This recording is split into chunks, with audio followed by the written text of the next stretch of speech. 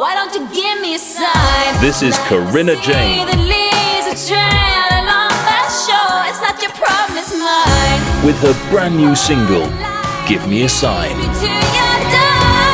While the world still spins, As featured on BBC Introducing. it's just the way it's gotta be. Give me a sign about the things that we don't know. Why don't you give me a sign? Corinna Jane, Give Me a Sign. Out now. It's not your problem, it's mine. Come on. No interest in sex, moody as shit, working nonstop? Stop being so aggressively passive-aggressive. Well, why do you think that is? Hello, I'm Sophia Jessica, and welcome to the Fan Carpet. Hello. Hello, Wendy. How are you doing? Great. How are you? Yeah, I'm doing very well, thank you. Good. I've been a fan of yours for a long time. Oh, wow. I've been, I think I first saw you in Rules of Engagement. Really? Yeah. Yeah. Oh, my so it's goodness. been a while. Yeah. Oh, wow. Yeah. That was fun. That was a fun role. That was a great show. Yeah. So, if we go back to the beginning, was there a defining moment for you to get into the industry? I have never wanted to do anything else. So that was always, even as a child, like, that's what I want to do. I want to be Carol Burnett. I want to be, I want to be on TV. I want to make people laugh. And then when it came time to really pursue that, my parents were like, no, you're not. We do not approve. So it wasn't until I was, 26 and married and getting out of the house that I finally started pursuing it in earnest. I would try to sneak off to auditions, secretly when I was still, living with my parents, but, nothing really happens for you when you're doing that. So yeah, I got started really in my late 20s, and then I really started booking once I got into the main company of the Groundlings in Los Angeles. I don't know if you know about the Groundlings. Yeah, I hear a lot about them. Yeah, a lot of SNL alums come from there. Yeah, so that's getting into that was really the catalyst for my success. Wonderful. So what was it about Blush that enticed you to get involved and bring Cathy to life? Well, I loved the script, and originally I was cast as the sister role, which was played by Kate Curtin. And that role was, the widowed sister with the big, beautiful orange cat that goes off to a spa, comes back with a boob job, and her cat's dead.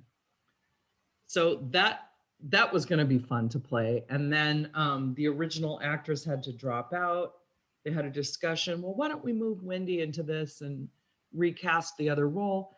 And I was thrilled because I just loved the script. I loved the predicaments. I loved everything she was going through. And I thought, oh, that would be so much fun for me to play. I've never done something like that. So I'm glad that it worked out, because I had come off of 2 other movies straight into this one, and I was exhausted. We had no prep time, and thought, I don't know if I can pull this off, but I think I did. I don't know. Yeah, you did. You're great. So how do you relate to Cathy? I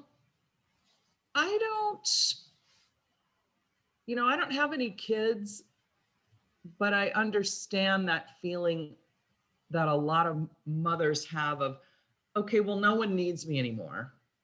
I gave up my career to start a family, and my family doesn't seem to be interested in me right now. My daughter doesn't need me. She's lying to me all the time. My husband is, just going through the motions. We're practically roommates at this point. What is my next step? I've seen women like that, and how easily they can be led into one thing or the next because they're just searching for something to validate them. And what I did respond to, or what I did have in common with Cathy, is there was a time when I was listening to a lot of self-help stuff. And, that's a form of self-soothing that, has its merits, but if you don't actually put all that stuff into practice, it's just pointless. Yeah. So obviously, so you're mostly known for comedy, and this is a drama. Do you have any preferred genres and any favorite films? Well, I don't see, I kind of think of comedy and drama as being very similar, because comedy comes from someone being in a predicament and then trying to make it right and failing miserably. And drama comes from someone being in a predicament and having a lot of strong feelings about it, just not heightening it to that level. So to me, they're kind of the same. And I don't have I guess my preferred genre is whatever people will watch. I like to make things that people see. But as far as what I like to watch, my husband and I have been nonstop watching British shows on Netflix. I love British comedy, big Matt Berry fan.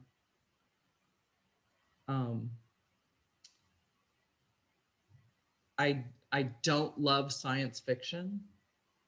Probably won't see me watching that. Don't like horror. I like something that will take me out of my reality and then leave me feeling happy. Cool. During this pandemic, that's really what I'm looking for. Just make me happy. Yeah, absolutely. Yeah, that's what my Netflix queue is mostly made up at the moment. Yeah. Like some sort of a comedy film that I'm watching every other day on Netflix. I just started watching Dollface, which is a Kat Dennings film. It's not film, sorry, it's a series on Hulu. Uh-huh. So I just started watching that, which is good. Yeah. And obviously WandaVision as well. And you're about to enter the Marvel universe as well, aren't you? I am. With MODOK. Yeah. That's going to be fun. I love that you know about that. Yeah, that should be really funny. Yeah, with Patton Oswalt. Mm-hmm. Yeah. Cool. So what was Debra like to work with as the writer director? Yeah, Debra was an actor first, and she gets it. She understands all the how do I want to say that? She just understands what an actor goes through, and she knows how to talk to actors and collaborate with them. But she was also the writer and director, and sometimes when directors direct their own stuff, they become very precious about it. But she isn't like that. She's very collaborative. And so if you had a way to play it that was not necessarily what she thought of, she would be happy to let you try it. And I think she's a great writer. I love her other films.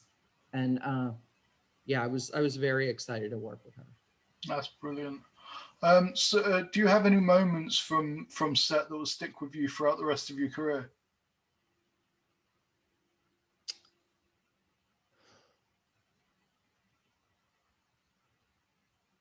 Yeah, I remember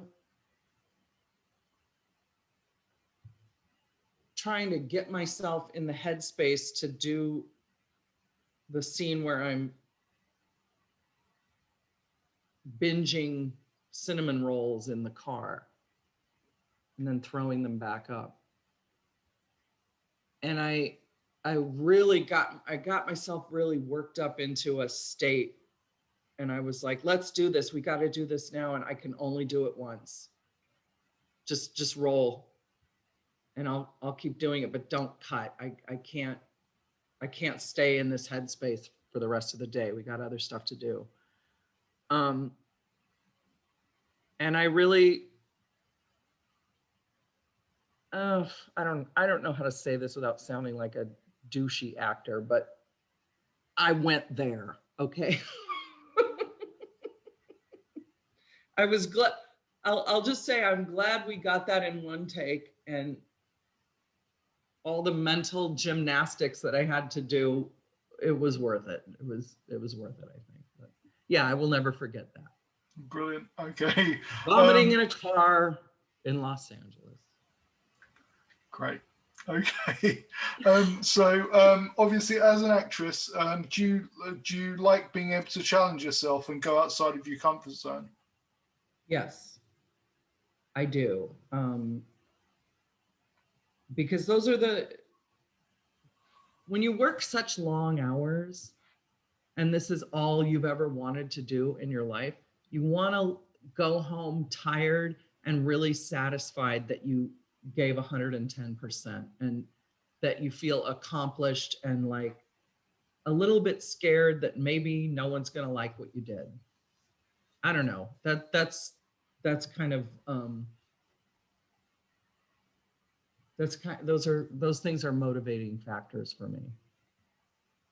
Brilliant. Now you were just in Barb and Star Goes to Vista Del Mar, uniting with Annie and Kristen from Bridesmaid. What was that experience like? That experience was just pure joy because I only had to be there one day.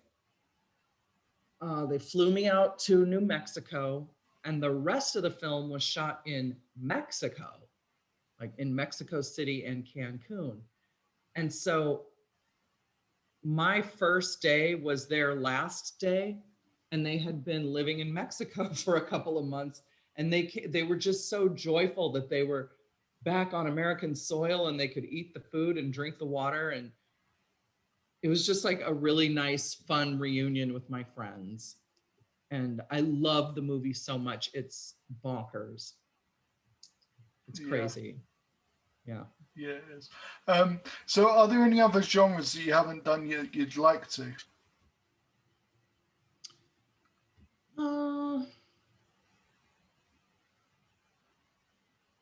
Any other genres? I would like to do a fun period piece. What period? I don't know. Early 20th century, 1500s? I don't know. I just want to play in a different time frame. Right. Yeah, that'd be cool. One of your be in one of your British shows. What's that? Be in one of your British shows. Listen, okay, I'm going to put this out first right now. If anyone wants to let me do Happy Valley here in America, yes, that one. I think about that most days. So I'm putting it out in the universe. I want to do Happy Valley out here in the States. I know other people want to do it. Forget them.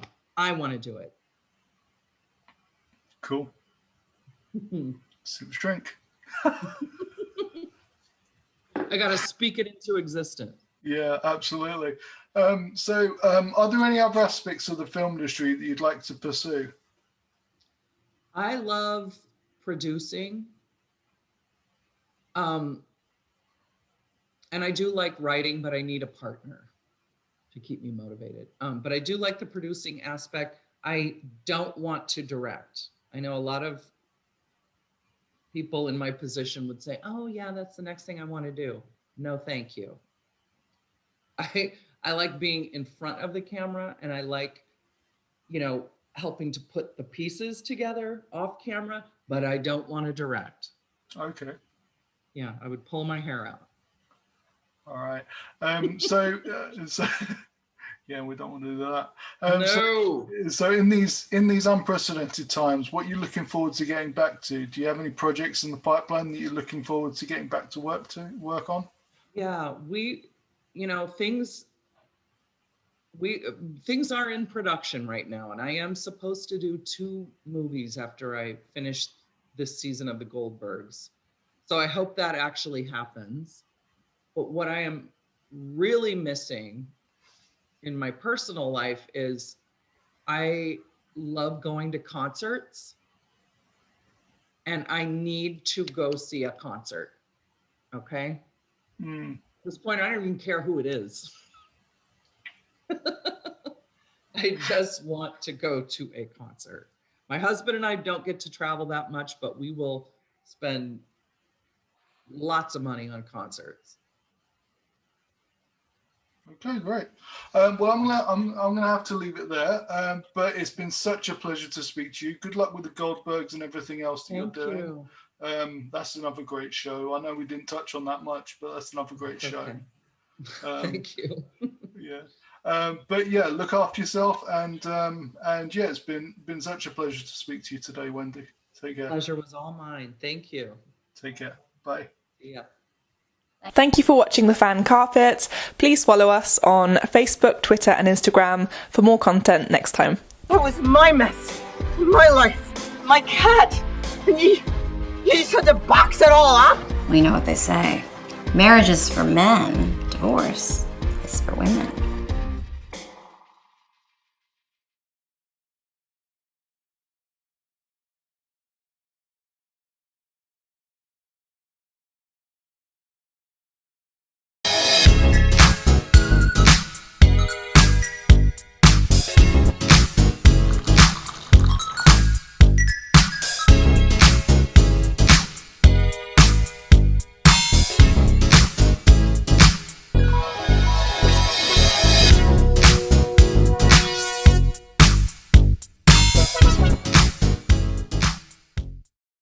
I'm here on the largest of the Balearic Islands, Mallorca, with the turquoise waters of the Mediterranean Sea, beautiful mountainous landscape, the thriving city of Palma, quaint little market towns, a growing number of luxury hotels. It's no surprise that the likes of Audrey Hepburn and Elizabeth Taylor like to holiday here. So come and join me as I take you round Mallorca.